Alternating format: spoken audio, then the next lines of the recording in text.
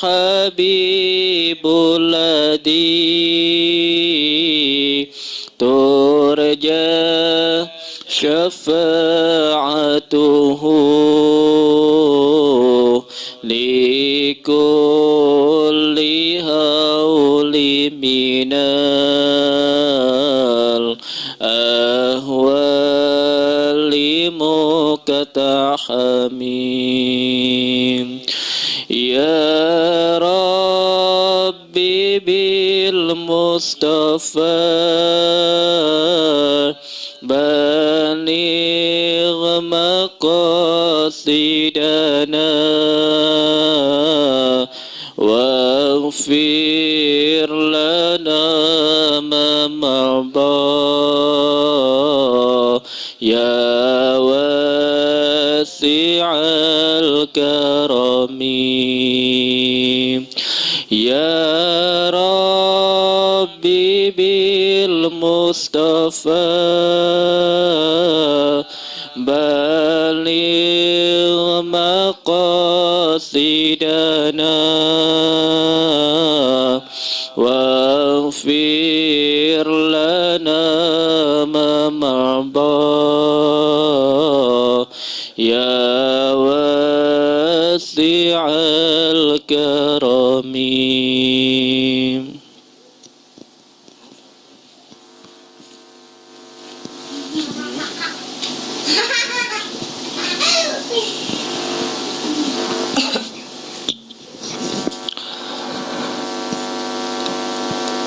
Assalamualaikum warahmatullahi wabarakatuh. Bismillahirrahmanirrahim. Subhanakallahumma Rabbana la ilma lana illa ma 'allamtana innaka antal alimul hakim wa tub 'alaina innaka antat tawwabur rahim wa taqabbal minna innaka antas samiul alim. Allimna min ladunka ilman nafi'a ya dzal jalali wal ikram. Al-Fatihah. A'udzubillah.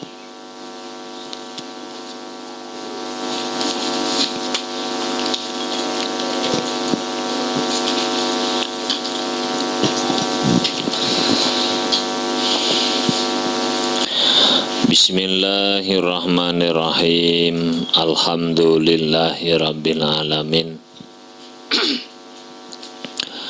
Wassalatu wassalamu ala asyrafil anbiya'i wal mursalin Sayyidina wa maulana Muhammadin wa ala alihi wa sahbihi ajma'in.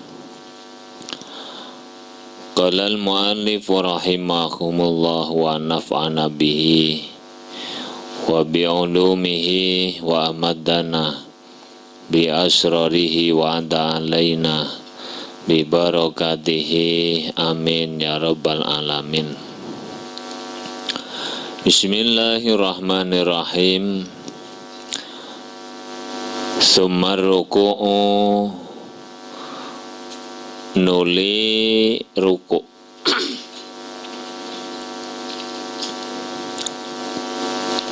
Ya itu ya. Wa yajibulan wajib apa ayan haniya yento manceraken sapa wong, manceraken ku nglurusaken bihaitsu tanalu ing dalem sekirane merkoleh apa rohatahu tangan loro apa epek-epek tangan lorone wong. Merkoleh iku nyekel ngono, menyentuh rukbataihi ing dengkul lorone wong. Wayatma'innu lan anteng sapa wong fihi ing dalem ruku, wujuban kelawan wajib. hatta taskunu sehingga anteng apa a'dha'uhu pira-pira anggotane wong sumal i'tidalu nuli i'tidal. Rukun yang ketiga adalah ruku'. Ruku' itu hendaknya kedua telapak tangannya memegang kedua lututnya. Jadi tidak masalah urusan punggungnya lurus atau tidak. Karena ada itu orang yang bisa jadi punggungnya itu bungkuk, melengkung. Itu kalau kamu paksakan harus lurus, tidak bisa. Kalau dipaksa lagi bisa patah. Maka ukurannya ruku' itu adalah telapak tangan menyentuh lutut. Nah, atau orang itu bisa jadi bungkuk, bisa jadi tangannya panjang. Kalau tangannya orang itu panjang, misalnya lebih panjang dari kebiasaan manusia, itu tentu dengan posisi yang masih agak tegak, tangannya sudah nyampe atau bahkan tidak condong sama sekali, tangannya sudah nyampe. Itu tetap dimaknai sebagai ruku' karena telapak tangannya menyentuh lutut. Atau sebaliknya terlalu pendek tangannya, di tangannya pendek sehingga untuk ruku' itu dia bukan hanya posisi lurus, tapi bisa jadi seperti huruf A. Huruf A itu melengkung, yang terlalu melengkung. Nah, kalau kita ukuran sedang itu ya menyentuh, biasanya kalau tapak tangannya menyentuh lutut itu punggungnya mesti lurus. Nah, kemudian yang menjadi rukunnya sholat juga adalah tumakninah ketika ruku'. Tumakninah ukurannya seperti apa? Sekiranya kita menjadi tenang anggotanya. Jadi misalnya ruku' Allahu Akbar, itu sampai betul-betul anggota tubuh kita tenang. Tidak seperti misalnya Allahu Akbar, belum diam semua anggotanya langsung samiallahu liman hamidah. Itu namanya tidak tumakninah. Atau dalam kitab lain itu jelaskan sekiranya kita mengucapkan subhanallah, itu namanya tumakninah. Tumakninah. Summa sujudu sumal i'tidalu nuli i'tidal. I'tidal itu maknanya kembali pada keadaan semula. Aslinya berdiri terus kemudian rukuk, kemudian i'tidal. I'tidal itu artinya kembali kepada keadaan semula, yakni berdiri. Kok tidak langsung ngomong berdiri, Pak? Kan mestinya kalau yang dimaksud hanyalah kembali berdiri, summa ya'udu qiyaman, begitu. Tapi dalam kitab kok dikatakan summal i'tidalu, nuli kembali kepada keadaan semula. Karena tidak setiap orang yang i'tidal itu berdiri. Semisal kamu sholat sunnah dalam keadaan duduk, kan boleh. Maka berarti kembalimu dari rukuk itu tidak dalam keadaan berdiri, melainkan ya tetap duduk. Makanya di dalam bahasa kitab iktidal bukan qiyam, tsumma ya'udul qiyam, tidak. Tsumma ya'udu ilal qiyam begitu tidak, tapi sumal iktidalu itu artinya kembali kepada keadaan semula. Yang aslinya berdiri kembali berdiri, yang aslinya sholatnya dalam keadaan duduk kembali duduk, yang berbaring kembali kepada keadaan semula. Wayadma'innu lan anteng utawa tumakninah sapa wong fihi ing dalem iktidal wujuban kelawan wajib. Suma sujudun nuli sujud, suma sujudun nuli sujud marrataini kelawan rong ambalan. Wayat wal julusu lan lungguh baina sajdataini ing dalem antarane sujud loro. Wayat ma'innu lan anteng sapa wong ai fihi tegese ing dalem sajdah, ai fihi hima ing dalem sajdatain wujuban kelawan wajib. Fil kulli ing dalem sekabiane, fil kulli wa bi fi'li baqir rakaati lan kelawa wa yaf'alu ta wa yaf'alu lan nglakoni sapa wong baqir rakaati ing sekari-karine pira-pira rakaat kadzalika kaya mengkono-mengkono madzkur, kaya mengkono-mengkono madzkur, yakni baca Fatihah, kemudian ruko, tumakninah dalam ruko, iktidal, tumakninah, kemudian sujud. Wa tasyahudu lan tasyahud al awalu kang pertama.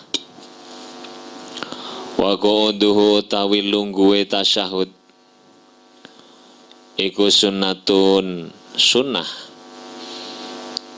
Maksudnya duduk pada saat tasyahud awal itu hukumnya sunnah. Wa tasyahudu lan tasyahud al akhiru kang akhir. Wal julusu lan lungguh fihi ing dalem tasyahud akhir. Wal julusu lan lungguh wal julusu utawi lungguh fihi ing dalem tasyahud akhir iku fardun fardu. Berbeda kalau duduk pada saat tasyahud akhir. Duduk tasyahud akhir itu hukumnya fardu. Karena apa? Kaidah fikihnya mengatakan at-tabi'u tabi'. Sesuatu yang mengikuti itu mengikuti, hukumnya mengikuti apa yang diikuti. Karena tasyahud awal tadi sunnah, maka duduknya pun berhukum sunnah. Lah kalau tasyahud yang kedua akhir itu berhukum fardu, maka duduknya pun berhukum fardu. Wassalatu talawat salatu lan maca sholawat ala nabi ing atase Kanjeng Nabi sallallahu alaihi wasallam. Ba'da tasyahudi ing dalem sause tasyahud al akhiri kang akhir iku fardun fardu. Demikian pula ketika kamu baca sholawat di dalam tasyahud awal iku sunnah. Tapi kalau pada saat tasyahud akhir baca sholawat itu fardu. Wassalamu lan salam minas sholati saking sholat huwa iku fardun fardu. Wa aqallu salami utawi wa aqalluhu utawi luweh kidik-kidike salam, minimal salam adalah iku assalamu alaikum. Lafat assalamu alaikum. Wa aqallu tasyahudi utawi luweh kidike tasyahud iku at-tahiyatu lillah Salamun alaika ayyuhan nabiyyu wa rahmatullahi wa barakatuh. At-tahiyatu utawi robo apa?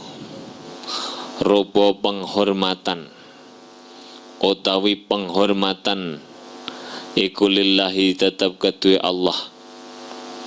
Assalamu utawi salam iku alaika kedue ira ayyuhan nabiyyu eling-eling nabi, rahmatullahi utawi rahmati Allah, wa barakatuhu lan barokai Allah. Wassalam assalamu utawi salam iku alaina, muga-muga tetep ing atase kita, wa ala ibadillahi sholihin lan ing atase pira-pira kawulane Allah as-sholihina kang soleh-soleh kabeh. Ini minimal tahiyat akhir. Kalau maksimalnya banyak redaksinya. Di antaranya seperti yang biasa kita baca. At-tahiyatul mubarakatus sholawatut thayyibatu lillah. Assalamu alaika ayyuhan nabiyyu wa rahmatullahi wa barakatuh. Assalamu alaina wa ala ibadillahi sholihin. Asyhadu an la ilaha illallah wa asyhadu anna muhammadar rasulullah. Nah, ini tahiyat akhir. Kalau kamu tahiyat akhir, perlu kamu ngerti.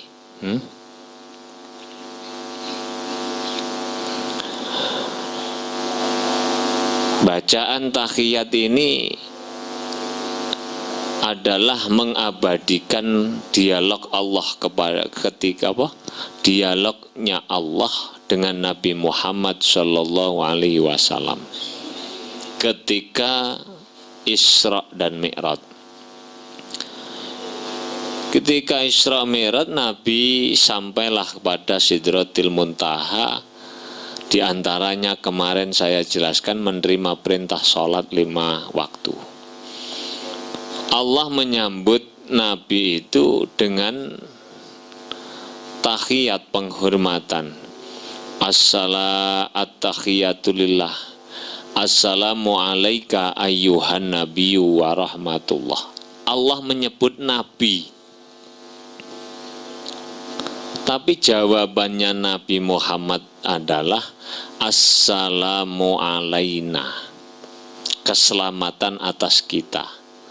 Mudah-mudahan atas kita semua. Itu artinya menunjukkan bahwa Nabi itu betapa pedulinya dengan umat. Seje ambek awake dhewe pamane diberi kesempatan menghadap presiden Joko Widodo. Terus sampean dipersilahkan ditemui oleh presiden. Sugeng rawuh dateng panjenengan. Iku jawabannya dhewe insyaallah ya atas nama pribadi. Oh nggih. Matur nuwun. Wis ora eling kancane mergo pas iku sowan presiden. Gowo kepentingane awake dhewe-dhewe. Bila Kanjeng Nabi gak, Kanjeng Nabi ku pas nalika sowan ning gone Gusti Allah, Assalamu alaika ayyuhan nabiyyu, jawabane Kanjeng Nabi mboten Assalamu alayya, tetapi Assalamu alaina. Kita itu maksudnya aku, sak umatku. Aku sak umatku.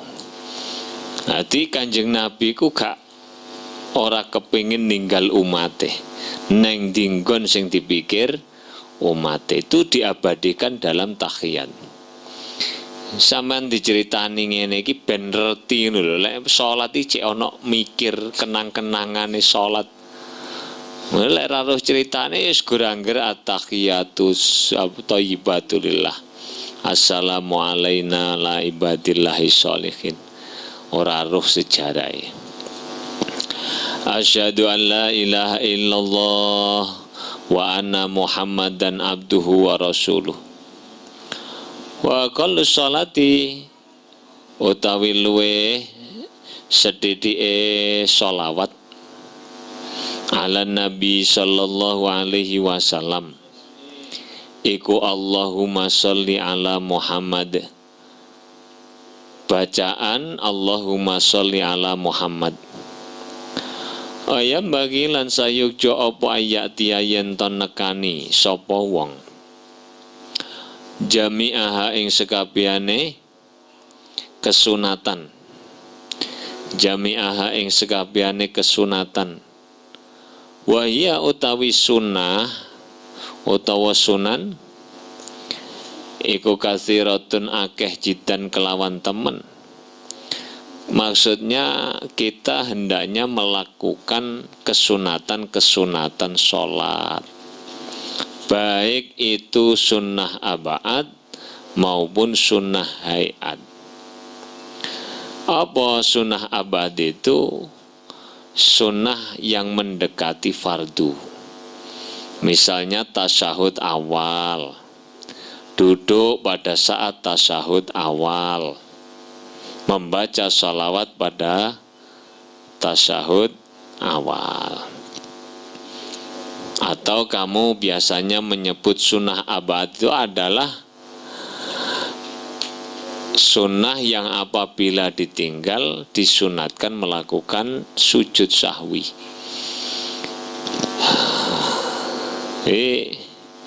Apa? Itu kalau kamu dihitung ya ada 6. Apa? Tasyahud awal, duduk pada saat tasyahud awal, membaca sholawat atas kepada Nabi, keluarga Nabi pada tasyahud kedua. Terus doa kunut. Nomor 5, berdiri pada saat berdoa kunut. Pada saat berdoa kunut. Tadi ada sholawat kepada keluarganya Nabi pada saat tasyahud pertama. Membaca sholawat kepada Nabi pada tasyahud pertama sunnah abad. Lek pada tasyahud kedua itu fardu. Membaca sholawat kepada keluarganya Nabi pada saat tasyahud kedua akhir itu adalah sunnah abad. Lek pas pertama ora sunnah abad, gak sunnah abad. Jadi hanya 6 itu namanya sunnah abad. Lek kamu tinggal salah satunya, baik sengaja maupun tidak, disunnahkan untuk melakukan sujud sahwi. Nah, yang selanjutnya adalah sunnah hayat. Sunnah hayat itu ada, kalau dihitung ada 40. Apa? Mengangkat kedua tangan ketika takbiratul ihram sepadan dengan apa iki jenenge? Bahu. Wa imalatu atrafil asabi jihatal kiblah, mencondongkan, meluruskan ujung jari-jari ke arah kiblat. Ini perlu tak contohno. Ketika sampean takbir, baik takbiratul ihram atau takbir yang lain, disunahkan mengangkat kedua tangan. Ketika mengangkat kedua tangan itu posisinya begini. Jadi gak ngene, yora ngene, tapi ngene. Sampean dicul biasa ngene loh, gak usah terlalu kenceng. Yora usah terlalu santai, terlalu nemen begar. Nah, tapi biasa, mbok cul iku wis mesti biasa. Ganggangane ngepasi sebesar jari. Jadi misalnya ditangkupkan loh, pas. Itu pas santai. Allahu Akbar. Demikian pula ketika sampean letakkan dalam keadaan sujud maupun letakkan di atas lutut ketika tasyahud awal maupun akhir. Itu santai begini. Nggak usah terlalu begini, juga nggak usah terlalu begini. Ketika sujud juga begitu, plek. Nah ini adalah merupakan sunnah hayat. Wawad'ul yumna ala shimal. Ketika sampean baca Fatihah itu disunatkan meletakkan tangan kanan di atas tangan kiri. Lamun andai kata kamu tidak sendakep ku Indonesia ini apa toh? Ya sendakep lho Indonesia ini apa? Ngono. Kok garuh toh? Ya pokok sendakep. Seumpama ora gelem sendakep gak apa-apa. Ora apa-apa sampean gak gelem sendakep. Iku karena sunnah hayat. Tapi dalam kitabnya Mbah Hasyim Asy'ari Hikmatut Tasyri' dijelaskan. Hikmahnya meletakkan tangan di atas ini, di dada ini, di perut ini, itu karena untuk menjaga keseimbangan. Keseimbangan apa? Karena orang sholat itu ada unsur batiniyah, ada unsur dohiriyah. Supaya kamu tidak fana. Fana itu namanya unsur batiniyah.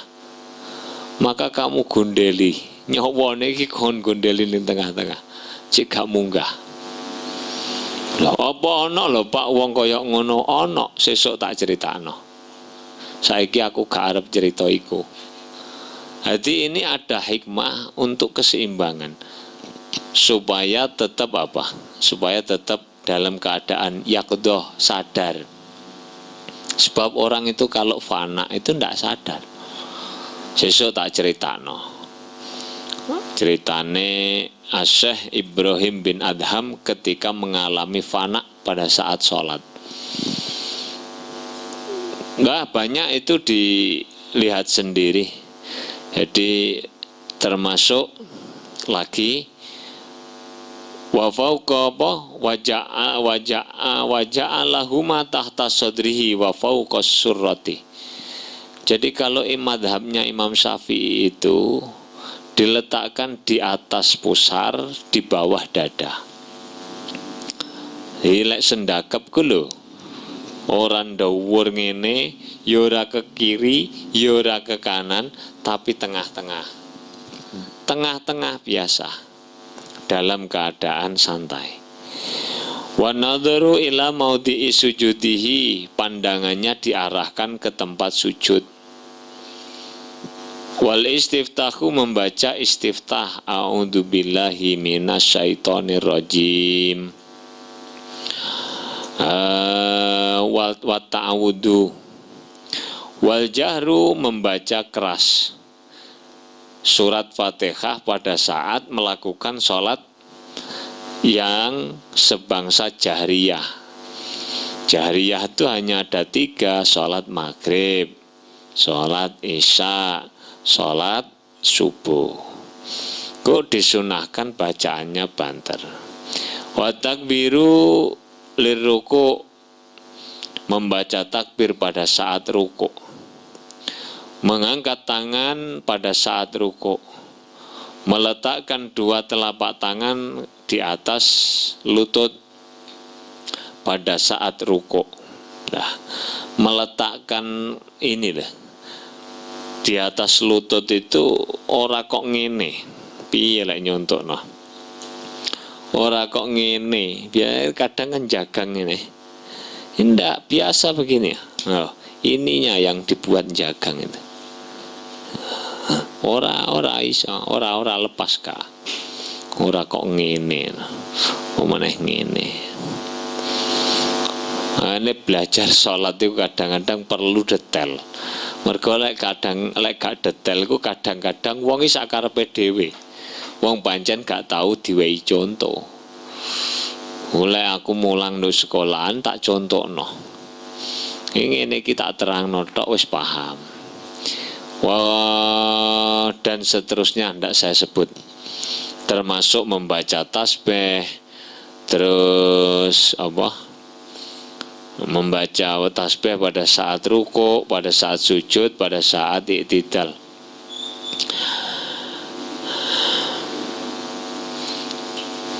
Dah, itu ada 40 jumlahnya. Wayunsi wayambagilan sayukjo, wayambagilan sayukjo opo al-i'tina'u, nemen-nemeni bil ikhlasi kelawan ikhlas,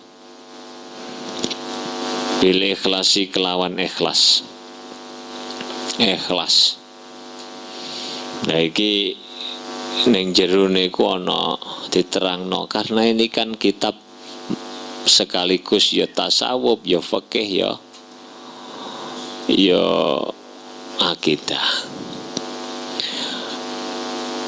Ditekankan wayam bagi al-i'tina'u bil ikhlas. Wa huwa utawi ikhlas iku al amalu ngelakoni lillahi karena Allah, wahdahu halih ijene Allah, wahdahu halih ijene Allah. Nah, Syekh Nawawi Al-Bantani menjelaskan di dalamnya itu, fal afdalu tajridul ibadati anit tama'i fit thawabi wa talabihi.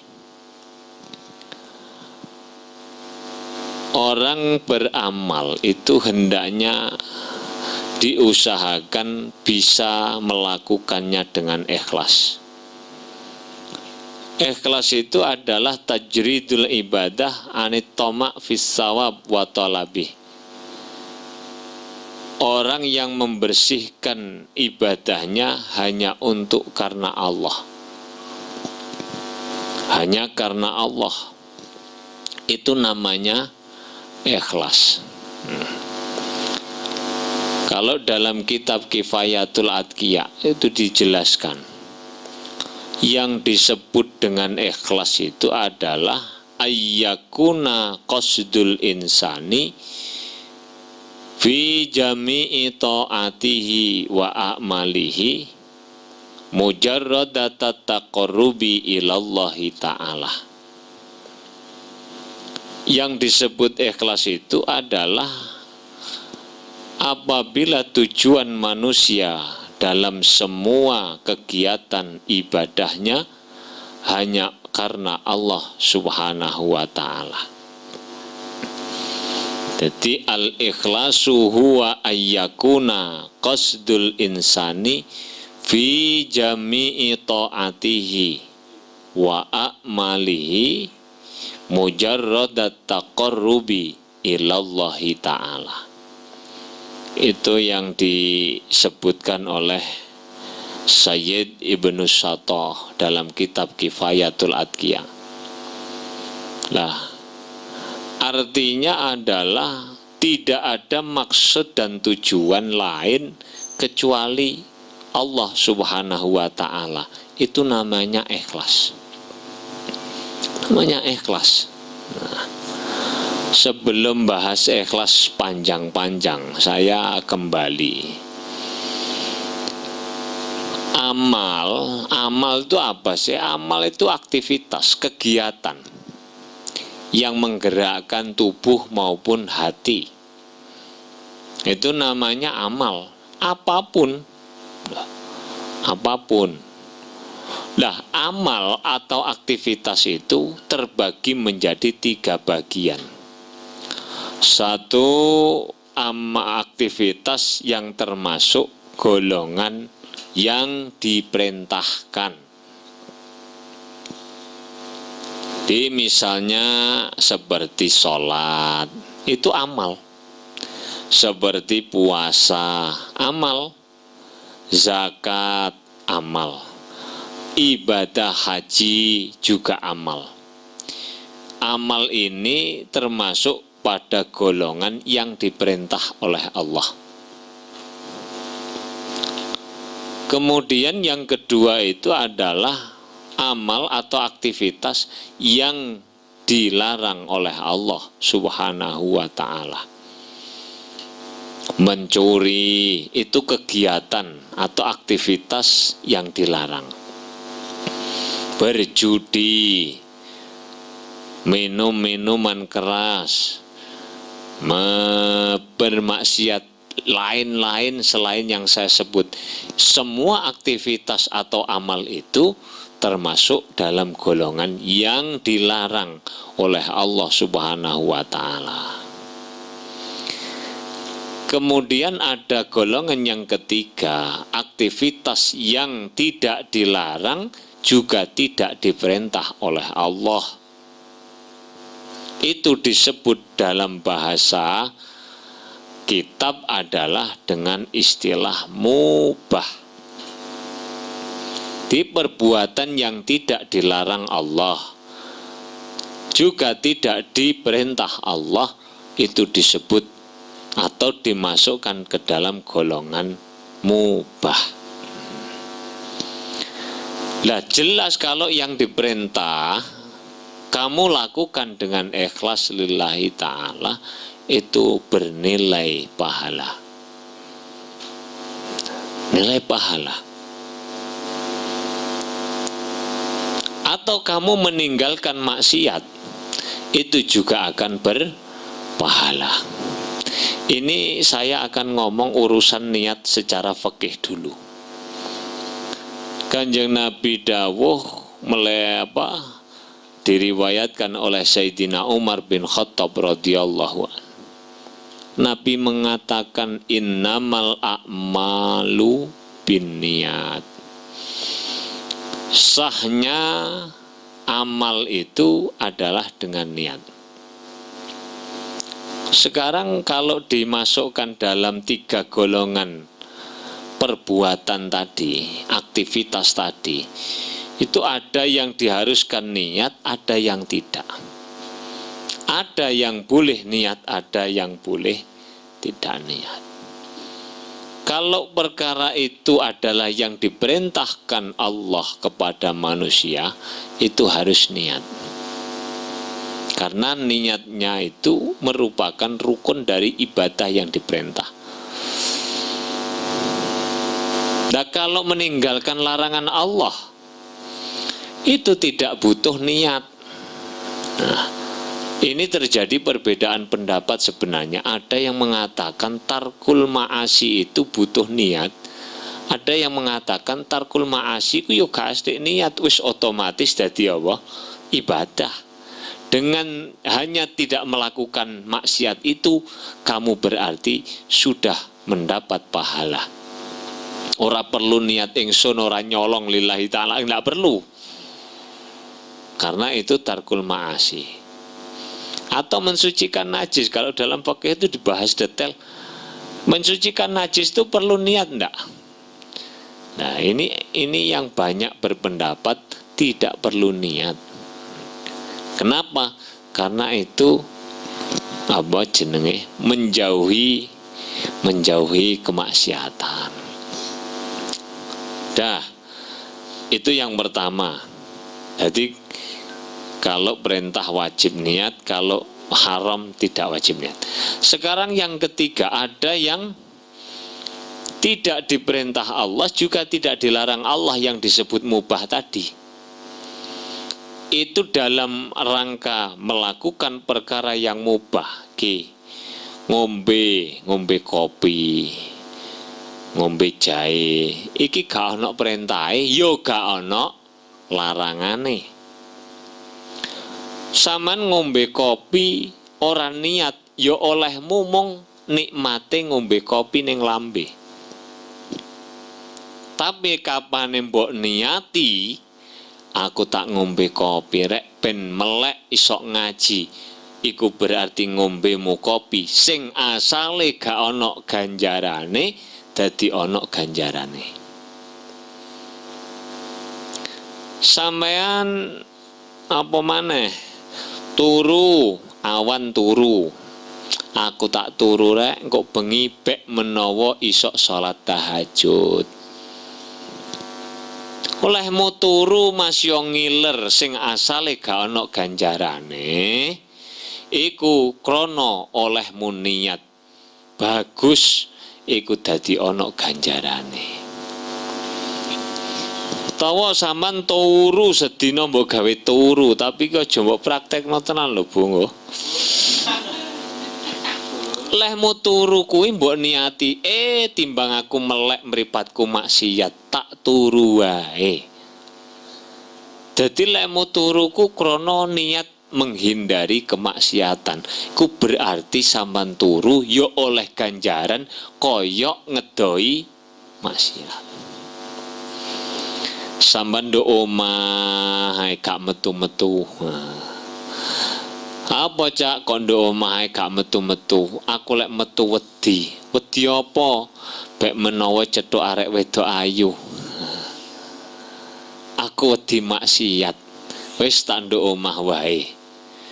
Lehmu lungguh-lungguh no omah iku oleh ganjaran. Ganjaran apa? Ganjaran ngedoi maksiat. Ki asale ora enek ganjarane, tapi krana kampen bagus niate malih ana ganjarane. Tawa sampean metu teko omah, tak nyambangi bulikku rek. Sowe gak ketemu bulik. Tawa nyambangi koncoku sing lara ning rumah sakit. Sampean metu teko omah niate apik kaya ngono, saben-saben sak jangkah diitung kaya wong maca tasbih. Iki jenenge barang mubah dadi ana ganjarane.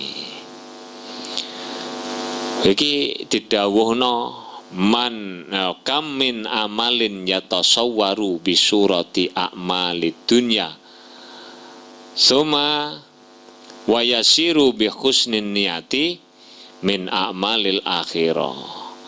Banyak sekali amal yang kelihatannya adalah amal dunia, aktivitas duniawi, tetapi dia menjadi bernilai seperti ibadah ukhrawi karena bagusnya niat. Tapi bagusnya niat nduk kene iki hanya khusus lingkup yang mubah-mubah saja. Aja kok terus mari ngono ngomong aku tak nyolong lek lillahi ta'ala. Ya ora bakal dadi ibadah kuwi. Kok aku tak nyolong, kok tak dum-dumno arek-arek. Niatmu bagus, caramu keliru. Iki sing dibahas niat bagus nek kene iki niat pada saat melakukan aktivitas mubah. Aktivitas mubah. Swalike akeh pirang-pirang amal iku ketoke amal ukhrawi tapi dadi amal duniawi gara-gara su'in niat. Eleke niat nalika nglakoni ibadah. Kowe maca Quran 5 juz sak lungguhan. Hebat iku. Wong awakmu lek ora dipoweksa maca Yasin ya ora maca kok. Iki ana sampean lungguh sak lungguhan kok sampai 5 juz. Ketoke apik amal akhirat wong maca Quran. Gurung tentu iku apik. Deloken dhisik niate. Dadakno perkarane ana calon mertua sandingmu. Malih sampean niku kaya iya. Pirang-pirang amal ketoke amal akhirat dadi amal donya mergo jalaran salah niate. Jadi aktivitas duniawi itu bisa berubah ukhrawi karena kebaikan niat, sementara juga bisa amal ukhrawi bisa jadi menjadi amal dunia tidak bernilai ukhrawi kalau salah niat. Sampai umbah-umbah baju, umbah-umbah kathok, celana, niatono. Aku tak ngumbah baju rek ngilangin najis kok tak gawe ibadah sholat. Ketoke umbah-umbah, tapi nilainya adalah seperti melakukan sholat. Pamane, masak. Kowe masakno arek-arek ndre ngono ku diniati. Aku tak masak rek nggih suguh-suguh cah-cah santri ben duwe tenaga kanggo ngaji, duwe tenaga kanggo sekolah.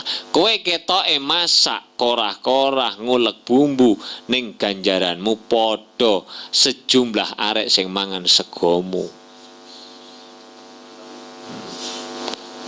Lha arek siji ganjarane luwih apik sangka salat 1000 rakaat. Lha sing mangan segomu 100 arek piye? Ya kalkulatoren muat tegak kalkulatore. Iki saka apa? Saka baguse keniatan. Dadi dibiasakno. Ning gone hadis diceritakno Sayyidah Fatimah radhiyallahu anha. Iku satu hari Kanjeng Nabi nembe kondur teko perang. Nggawa macem-macem bondo jarahan, ghanimah. Ada emas, ada perak, ada gandum, ada macem-macem, hatta kuda, hatta onta. Banyak, ratusan jumlahnya. Oleh Kanjeng Nabi dibagi-bagi kepada fuqara, kepada masakin, kepada siapapun yang membutuhkan itu. Lah Sayyidah Fatimah radhiyallahu anha iku putrinya Kanjeng Nabi. Iku matur, "Ya Rasulullah, kula bek menawi kepareng, kula tak nyuwun unta setunggal mawon." Takoni ambek Kanjeng Nabi, "Kanggo apa Fatimah kok njaluk unta barangku kanggo apa?" "Ngeten ya Rasulullah, kula niki saben dinten niki giling gandum. Gilingan gandum, gilingan tepung model biyen kula ana watu bunder ning ngisor, sitoke batu bunder ning dhuwur terus diuser ngono to. Kadang nganggo sapi, kadang nggo keledai, kadang nggawa wong. Lah Fatimah iku nggawa wong, gak duwe keledai, gak duwe sapi, gak duwe unta. Ngepasi Kanjeng Nabi nggawa unta akeh marine perang, njaluk sitok. Apa dawuh Kanjeng Nabi? "Gak usah Fatimah, gak usah nak. Ke apa? Kula damel giling tepung, Bah. Ora usah, gak usah. Uduk krono aku ki bakhil, medit ora. Tapi eman. Sebab sampean lek giling tepung nganggo tanganmu dhewe sampai koyok ngono ngapal. Wedok lho, tangane ngapal. Awakmu lanang kok ngetandang titik ra gelem gayane kaya mbuh. Wedok ngapal. Sayyidah Fatimah putrine Kanjeng Nabi. Dawuh Kanjeng Nabi, sebab sampean saben-saben giling gandum terus mbok suguhno keluargamu, keluarga suamimu, anak-anakmu kanggo ibadah ning gone Gusti Allah. Diganjar giling tepungmu iku mau, diganjar masak tepungmu iku mau, saben-saben satu biji gandum padha ambek nilaine wong sedekah terhadap 1000 fuqara masakin. Welek masak pirang kilo, Ndre? Sedina iki lho, sak esuke lho masak pirang kilo? 10 kilo ku hitungan beras pirang biji.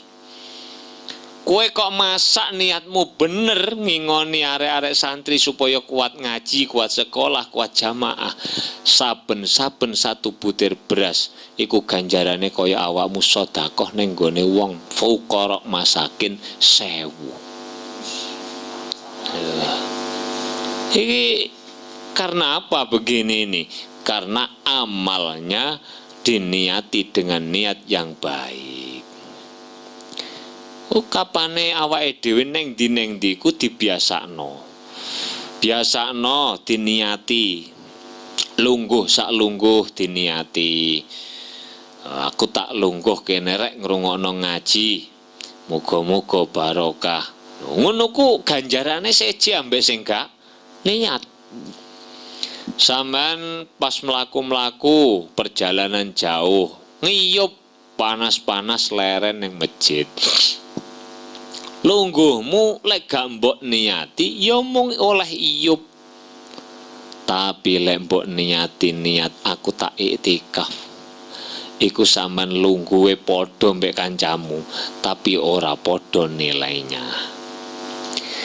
Apa ae turu barangku mau, dolen niku mau ya diniati. Ku maknane apa? Maknane barang sing mubah dadi nilai ibadah krana baguse keniatan. Jadi oleh awake dhewe obah iku krana ana niat bagus. Oh, nyambut gawe barang ngono kok lek wis nduk omah. Nah, sampean nyambut gawe, wis nyambut gawe apa ae penting halal. Penting halal, masyaallah, aku lek eling biyen ku. Wis dodol ndok keliling tak lakoni, titip jajan ning warung tak lakoni. Bungkus apa ku, telo goreng tak lakoni. Sepokok apa ae, tapi niate sing bagus. Niate sing bagus. Wong lek niate bagus oleh nyambut gawe, budalmu iku diganjar kaya wong bela agamane Gusti Allah. Lamun mati nalika nyambut gawe niate bener iku syahid.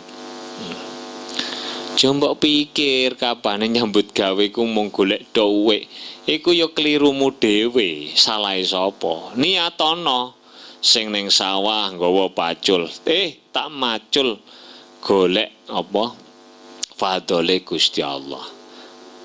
Niati nglakoni perintahe Allah. Mergo nyambut gawe ku ya ambek Gusti Allah diperintah. Fa idza qudiyatis sholatu fantashiru fil ardi wabtaghu min fadlillahi wadhkurullaha katsiran la'allakum tuflihun. Ketika sholat sudah kamu dirikan, maka bertebaranlah kalian ke muka bumi untuk ibtigha'a fadlillah, untuk mencapai anugerah dan ridho Allah Subhanahu wa ta'ala. Ini wis tak sampekno, saking agama Islamku mendorong manusia untuk tidak menjadi pengangguran. Ono hadis, ono salah swijine dosa sing ora disepuro lewat salat, lewat zakat, haji, poso. Kejaba mung krana jalaran tetesan rekosane nyambut gawe. Ono Kanjeng Nabi yo tau dawuh, sapa sing waktu sore ngrasa kesel krana jalaran rekosane nyambut gawe, dheweke diganjar. Ganjar gede mbek Gusti Allah. Jadi ini adalah kebaikan niat itu sampai sakmono. Sing asale gak ana nilai ibadah menjadi bernilai ibadah. Kemudian Imam Syekh Nawawi mencantumkan sebuah hadis, akhlisu a'malakum lillah fa innallaha la yaqbalu illa ma khalasa. Ikhlaskanlah dalam beramal untuk utawa karena Allah Subhanahu wa ta'ala, karena Allah tidak akan menerima amal kecuali amal yang ikhlas. Ikhlas, tadi ikhlas saya sebutkan dawe Imam Ibnu Sayyid Ibnu Sattah. Beliau mengatakan tujuan ikhlas itu adalah apabila tujuan manusia dalam semua ibadahnya hanya untuk Allah Subhanahu wa ta'ala. Ku ikhlas. Wis ora apa? Wis ora arep-arep ganjaran, wis ora wedi neraka. Kaya dawe Syekh Ma'ruf Al-Karhi. Syekh Ma'ruf Al-Karhi dawuh, Man amila li thawabi fahuwa minat tujar. Orang yang ibadah karena mengharap pahala dari Allah, berarti dia seperti pedagang. Pedagang ku lek kapan dodol kepengin apa? Bathi. Aku dodol kulak 10.000, saiki tak dol 12.000, kepengin bathi. Iku jenenge lek enek wong ibadah salat kok kepingin oleh ganjaran balesane Allah, ku persis ambek tengkulak pedagang. Saman poso kepingin oleh ganjaran, pen tahajud bayangno oleh widodari. Kuwi jenenge sampean duduk ibadah ikhlas, tapi iku pedagang. Pedagang ku transaksional. Lek sampean oweh iki dhuwit, sampean tak wehi barang. Lek sampean ra ngwehno dhuwit, ya barang ora tak wehno. Gusti Allah mbok jak dagang. Aku gelem salat Gusti lek jenengan paringi balesan swarga. Aku gelem tahajud Gusti lek jenengan paringi widodari. Kula gelem duha lek jenengan paringi lancare rezeki. Kuwi sampean jenenge dudu ibadah tapi rungokno tenan iki. Dagang mbek Gusti Allah. Iki dudu omonganku, dawuhe Syekh Ma'ruf Al-Karhi dalam kitab Nazhatul Majalis. Ono dawuhe, wa man amila khaufan minan nar fahuwa minal abid. Orang yang beribadah karena takut terhadap siksaan api neraka, fahuwa minal abid, berarti dia adalah termasuk golongan orang-orang yang ahli ibadah. Winane wis tak critakno sampean, ana wong ahli ibadah suwene 500 tahun. Iku ngono tidak mampu memasukkannya ke dalam surga. Lek sampean kok ibadah mung krana wedi mlebu neraka. Wi gambarane kaya ngene. Pamane salat, sampean salat kok apa cak salat cak? Ben gak dosa, mergo lek dosa mlebu. Sampean salat kok kaya ngono pendoronge. Wi padha ambek kaya ngene. Enek presiden nimbali rakyat, memanggil rakyat. Krana sampean wedi lek gak nekani panggilane presiden di penjara, akhirnya dengan sangat terpaksa kamu pergi menemui panggilan presiden. Dadi lek mulunga ning presiden iku mau bukan karena ingin mengagungkan presiden, bukan ingin ngestokno presiden, tapi krana sampean wedi di penjara. Kuwi jenenge abid. Waman aroda ayyaya waman ndi mau kok ilang.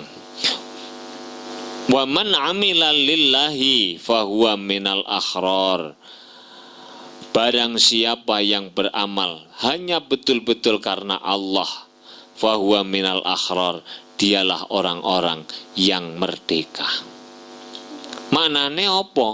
Orang yang sudah melakukan ibadah memiliki dorongan hanya karena Allah, tidak karena kepentingan dirinya sendiri. Itu namanya orang yang bisa memerdekakan dirinya dari kepentingan dirinya sendiri. Karena kita itu sebetulnya belum merdeka, karena kita belum mampu melepaskan diri kita dari kekangan hawa nafsu. Adewe ibadah ku lak sik wedi neraka. Ibadah kadang sik kepengin swarga. Ya wajar wong proses belajar, sing penting belajar.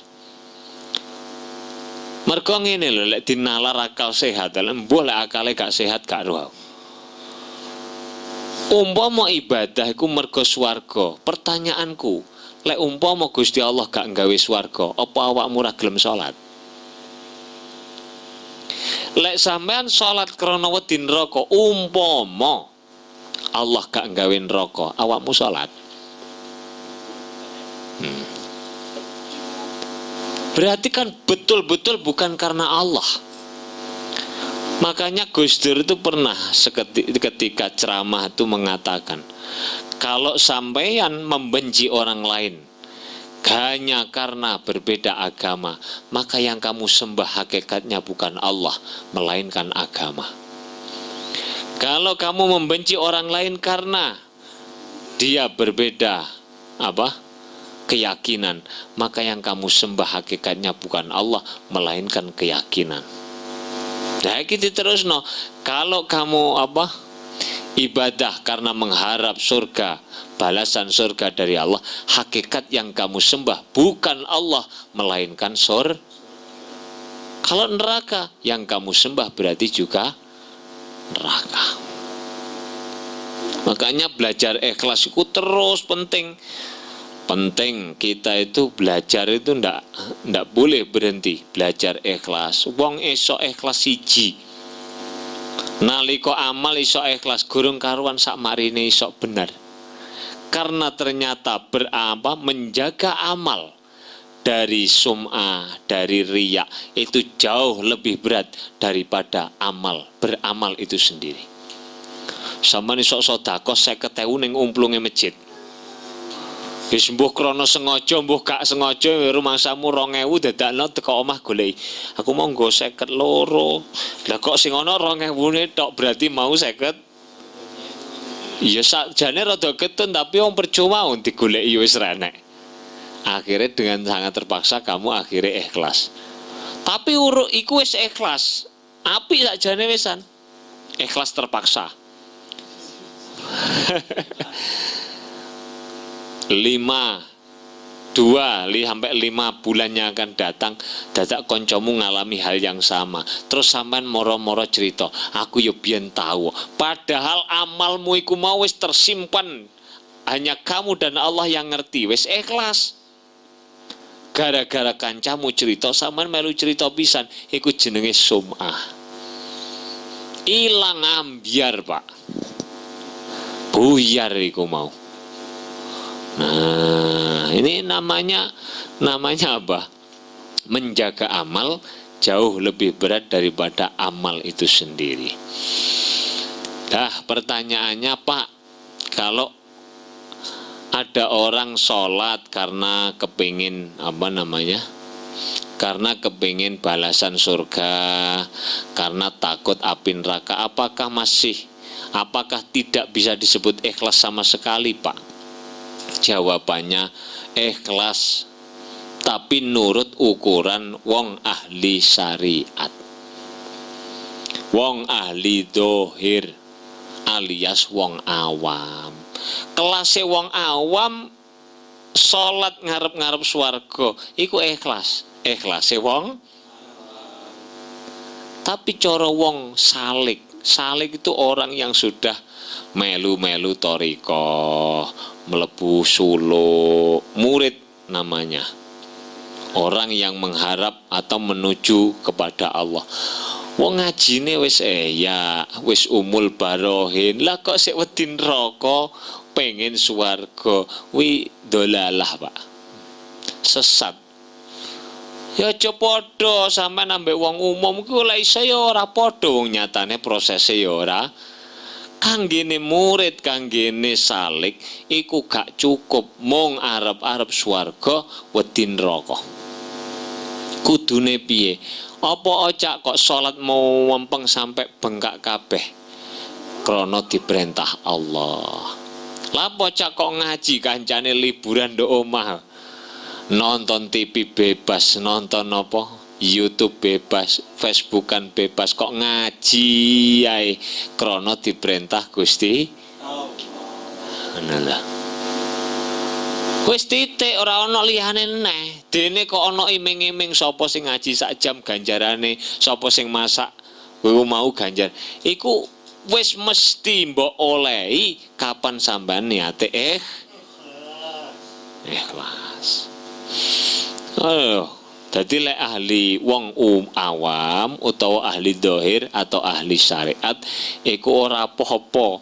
Artinya duduk gak apa-apa piye-piye gak, tapi ngono kuwi ya wis kena disebut ikhlas menurut ukuran umum. Kalau menurut ukuran khusus salik, ukuran murid thariqah, iku ya gak oleh ngono ku. Nah, sampean kan sering nemu Yasin Fadilah pamane.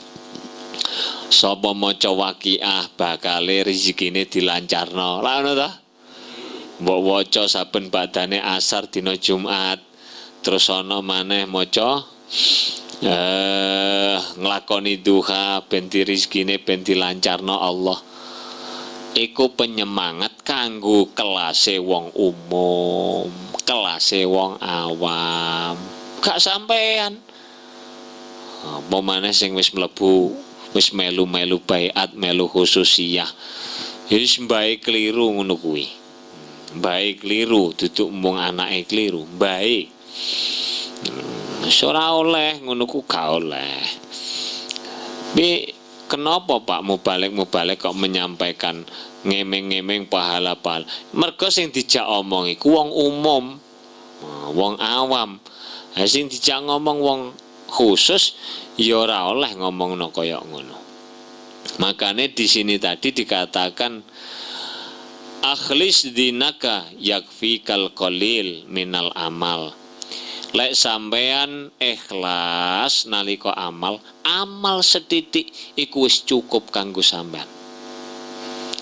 Amal siji ikhlas iku wis cukup kanggo sampean sowan ning gone Gusti Allah tinimbang amal akeh sak bajek tapi gak ikhlas. Iku penting. Sampai Abu Dzarrin Al-Ghifari. Abu Dzarrin Al-Ghifari ku sahabat. Mbek Kanjeng Nabi didhawuhi, "Akhlis amalaka fa innan naqada basir." Abu Dzar, ikhlaskanlah dalam beramal karena Allah adalah zat yang maha melihat. Ini apa namanya? Belajar untuk ikhlas lillahi kanggene awake dhewe sinau neng pondok ngaji. Iku lek niatmu gak lillahi taala pedhot tengah dalan, Pak. Apa to cak sekolah kok sowe atik mbaleni kelas barang. Biyen lak wis aliyah kelas 2 saiki kok mlebu mualimin kelas 2 lak mbaleni pirang tahun nih. Iku lek niatmu gak ikhlas pedhot tengah dalan, yakin.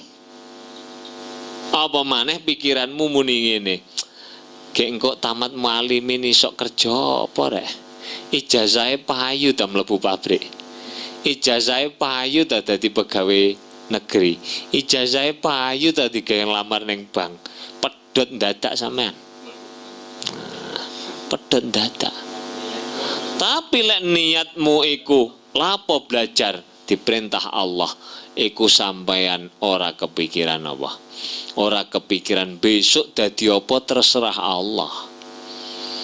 Saiki wajibku belajar, tak belajar sing temen. Belajar sing temenan, proses sing temenan. Dene besok dadi apa ora patek penting. Sing paling penting itu dadi apa? Dadi wong lho sing paling penting. Kapak-kapakno iku lek wis dadi wong insyaallah yang genah. Ora penting dadi apa iku ora penting. Sing penting tetap menjaga kita harus tetap menjadi manusia, itu yang sulit. Lah apa ono lho Pak wong kok lulus sekolah dhuwur-dhuwur kok gak dadi wong. Akeh lulus S1, S2, S3, doktor, profesor dadi bajing. Apa kok bajinge bajingan kuwi? Dadi tikus, kabel PLN dipangan, aspal dipangan, solar diombe. Iku apa sik wong wi jenenge? Bentuke menungso ning kelakuane kaya Astagfirullahaladzim. Kowe gak iso lho man. arep korupsi gak iso lek mung sekolahmu mung mualimin iki gak iso. Mergo apa? Kudu ana titel S1, S2 lagi iso korupsi. Mergo sing dadi pejabat iso triliunan korupsine iku titele kudu dhuwur. Maka berbanggalah hanya dengan ijazah sing gak payu mbok nglamar pekerjaan kuwi. Tetep dadi menungso tinimbang awakmu duwe ijazah dhuwur kehilangan identitas sebagai dadi bajing wi mau. Wes iki bab ikhlas, jadi kita itu perlu latihan-latihan untuk menjaga supaya amal kita itu betul-betul karena Allah Subhanahu wa ta'ala. Sebab orang yang beramal tanpa keikhlasan dalam hati, maka amal itu tidak ada artinya di dalam pandangan Allah Subhanahu wa ta'ala. Rabbi fanfa'na bi barakatihim khusna bi hurmatihim wa amitna fi tariqatihim wa mu'afati minal fitani. Rabbi fanfa'na bi wahdinal husna bihurmatihim wa amitna fi wa mu'afati minal fitani. Rabbi fanfa'na bi barakatihim wahdinal bihurmatihim wa amitna fi tariqatihim wa mu'afati minal. Bismillahirrahmanirrahim. Allahumma inni astaudi'uka ma 'allamtanihi wardudhu ilayya inda hajati ilaihi wa la tunsinihi ya rabbal alamin. Al-Fatihah. Bismillahirrahmanirrahim.